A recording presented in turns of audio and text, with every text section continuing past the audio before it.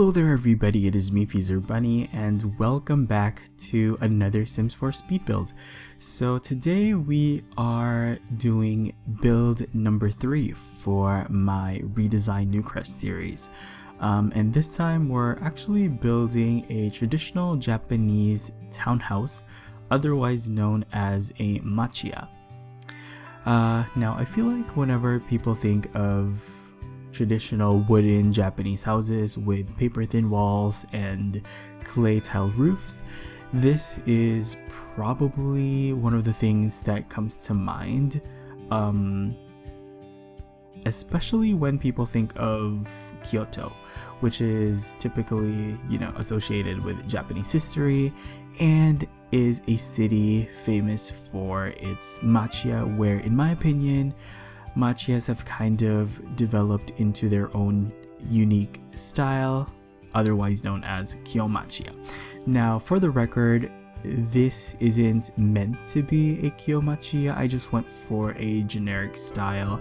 This one is actually based on a machiya from Tokyo, which I saw from a real estate website, believe it or not. So it's a little bit more of a generic style. The house this was based on was actually a shop house, and traditionally machiyas were merchant houses, but obviously a lot of them have been converted into residential houses, and recently a lot of them have become kind of like a trendy house for foreigners to renovate, and there's a lot of really awesome modern renovations of machiyas. I did go for a more traditional one for this build because this was my first machiya and I wanted to stick to the fundamentals for this first one. But yeah, like I said, this isn't a kyo-machiya. I definitely would like to make one of those eventually, maybe as more of a standalone build. I also have an idea for a really chic modern kyo-machiya as well. So yeah, I definitely have a lot of inspiration from doing the research on this build, and definitely a lot of that came from some pretty awesome YouTube channels actually.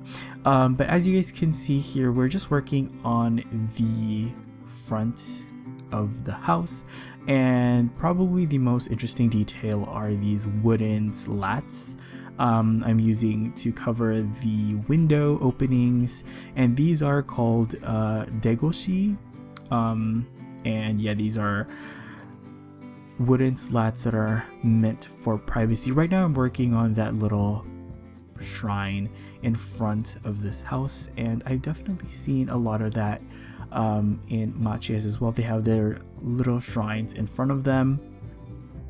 Here I'm actually messing around with the roof because I felt like I wanted to have a little bit of a different roof shape for this one, so this is actually the one I ended up with.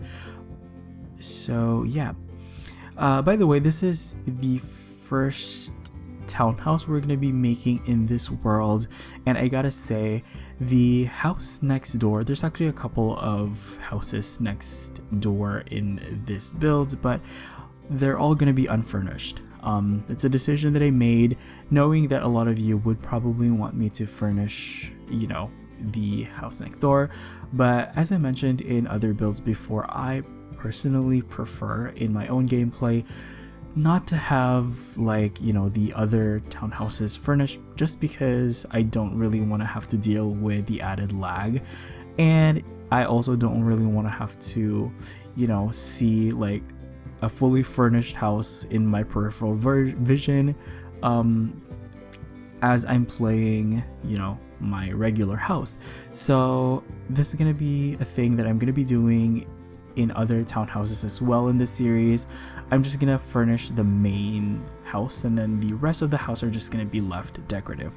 But here we are working on kind of like the apartment next door, and yeah, it's your modern kind of like mid-rise apartment with a couple of vending machines in front actually.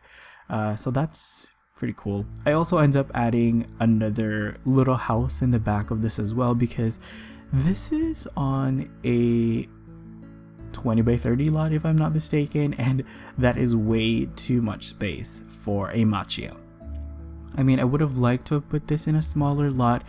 The only smaller option we had were like 15 by 20 lots in another neighborhood in Newcrest, but I already have plans on what to build on those lots, so I really didn't want to, you know, build this one there, because obviously machiyas are supposed to be like in a downtown area, and this area of Newcrest is where I would like to have all of the commercial lots, community lots.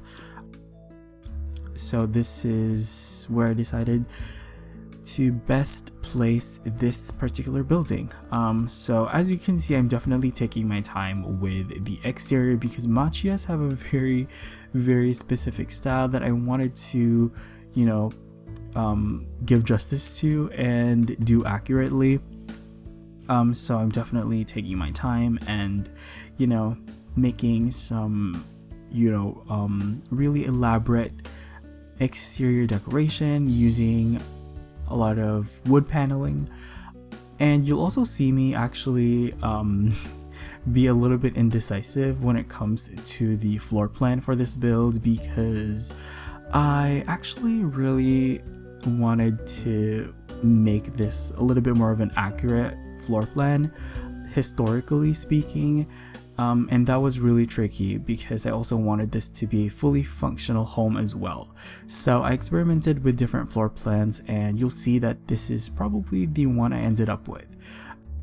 By the way, this house ended up having, well, it's a little bit complicated, but this house technically is supposed to have 2 bedrooms, but only one of those is fully functional, which is furnished with a more Western style furniture with like a bed and all of that. The other bedroom has a futon. It's not functional, it's just a decorative futon, but the functionality of this house hinges a lot on the use of movable furniture, especially movable beds. There's some that came with outdoor retreat, and there's some that came with university. So if you use those, you can easily drag them into some of the tatami rooms, and then you can maximize the functionality of this home, because this house ended up having 3 tatami rooms, which is majority of the living areas. So I did make sure that this house was fully functional, so you shouldn't have any problems living here as it is. I did design this for like an older single sim. Like I said earlier, machiyas are traditionally merchant houses. I didn't necessarily make this into a shop house, but I did make this into more of like a workshop for like an older sim. And for the decoration, I specifically went for a more Showa era decoration, basically, which is a time period in Japanese history that started around the 1920s and ended around 1989. The era that followed that was my generation, which is the Heisei generation, and right now we're currently living in the Reiwa period, which is quite interesting. But for the Showa period interiors, I just went for something that's very traditional, which is why you can see me make this kotatsu. Now this is a custom built item that I made using stuff I found in game. You won't need any CC for this, even though I really wanted to use like a CC I saw of a kotatsu. And I also posted about this on Twitter, asking the sim gurus to consider giving us a kotatsu if they're ever planning to give us a Japanese themed pack. And basically what I did here is that I just sized up some towels and put them in the basement, actually, so that, you know, they wouldn't block your sim's way, basically, So the kotatsu itself is functional. You can see, you know, the sized up towels and tables, but they're actually placed in the basement, so your sim can still move around them. The sim will walk over them, by the way. But yeah, they're pretty functional. The sims can eat in there and they can sit and watch TV as well. And I noticed that in a lot of Japanese houses they had like these traditional like Victorian looking lamps, ceiling lamps, so I decided to use one of those as well to make this feel a little bit more of an antique house. So yeah, I'm really happy with how that kotatsu actually ended up. You notice that I put the lights in the basement so that it'll actually light up the kotatsu the same way the lighting is in this level of the house as well, so it looks pretty solid, actually, if I do say so myself. For the kitchen, once again, I just kept it really simple. This is a daidokoro, which is a traditional Japanese kitchen. It's really small. This is only like 4x2 tiles, so it's really basic. I would have liked to have cluttered it a little bit more, but I decided against it because I know that that's gonna be a pain to play in, especially having way too much clutter. I still haven't play tested this, but some of you guys might want to have to delete some of those clutter items on the counters because we have very limited counter space. So yeah, I wasn't even able to incorporate like a coffee machine or like you know, like a microwave, which are things that I usually like to have in my kitchens, but there just wasn't any space for it. You'll notice that the daidokoro and the genkan have the donma floor, which is kind of like a stone or packed earth floor. So yeah, that's a really nice detail in Japanese houses. I really took my time with the floor plan for this one because I feel like the layouts of Japanese houses is one of those unique aspects of traditional Japanese architecture that really does a lot in terms of changing how you do your gameplay. By the way, I want to point out I put like a gramophone on the main living room as well. By the way, there's technically like no living room because that main tatami room in the middle of the house is meant to be like the living and dining room. The tatami room in front of the house, facing the street, is kind of like meant to be more for like a business function. So it's kind of like really nicely decorated, and that's where they would probably have their business meetings and stuff. And now we're just working on the bathroom, which is subdivided into 3 different rooms. There's a hallway that has a washing machine, and then there's a separate bath and toilet area as well. And yeah, I mentioned that I wanted to design this house for a craftsman, and I imagine that, you know, they're kind of like a very acclaimed craftsman that, you know, works on or that specializes in woodworking specifically. You'll see me actually put a lot of woodworking stations in this build because I feel like that's a skill that I don't really get to showcase that often. I feel like I've only showcased that in my vampires let's play, believe it or not. But in terms of builds, I don't think I really got to showcase it that much. So you'll see me put like a little workshop later. But this is one of the bedrooms upstairs, and this is meant to be the traditional bedroom. You'll see that I'm furnishing right now the traditional Japanese alcove, otherwise known as a tokonoma, and I'm just putting in a bunch of clutter in here, some awards and a bunch of like boxes and stuff. I definitely wanted this to look like it has been lived in for many years. I did put in like a meditation chair over here just to give this place a little bit of functionality, because otherwise this would have been a completely like useless room. And these are supposed to be the futons, which are just once again sized up towels, and this is the traditional actually no, it's the Western bedroom, which I imagine is for the grandchild of the person living here. So basically I said they're supposed to be like a craftsman, right? I imagine they would have their grandson, you know, visit maybe during the weekends and help out and maybe do some, you know, training to, you know, succeed in the family business kind of thing. So yeah, I imagine this is the room that he or she would stay in if they were staying with their grandparents, basically. So this room actually made it a little bit, you know, worn out. I added these like broken walls, and I'm not sure if that's the right term, but damaged walls, and also like some cobwebs, and I also put in like a little mouse hole thing as well. Here you guys can see I already put like that house next door.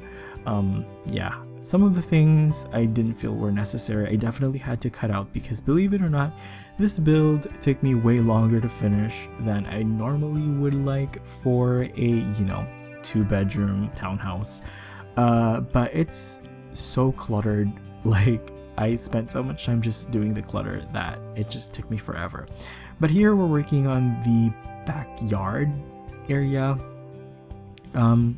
You guys probably noticed that this house doesn't have the bed of eels layout that you would see in traditional kyo-machiyas, but you know, that's fine. I'd probably use that layout in a future build, but I put like a shed out back, and you'll see me decorate that a little bit more later on. But now we're working on this workshop area. Now this wasn't really meant to be a shop.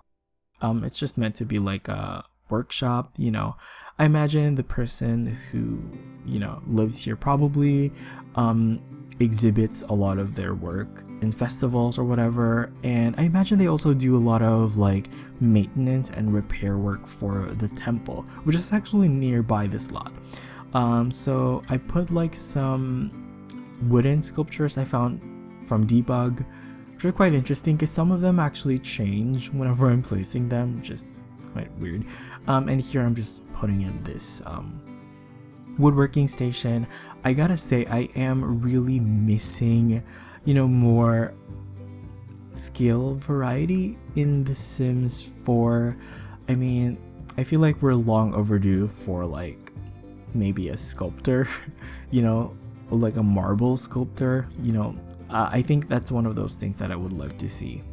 Yeah, but moving on, we are doing the wood workshop outside. I put in like a wind chime, a bamboo one, and like a clothes hanger thing.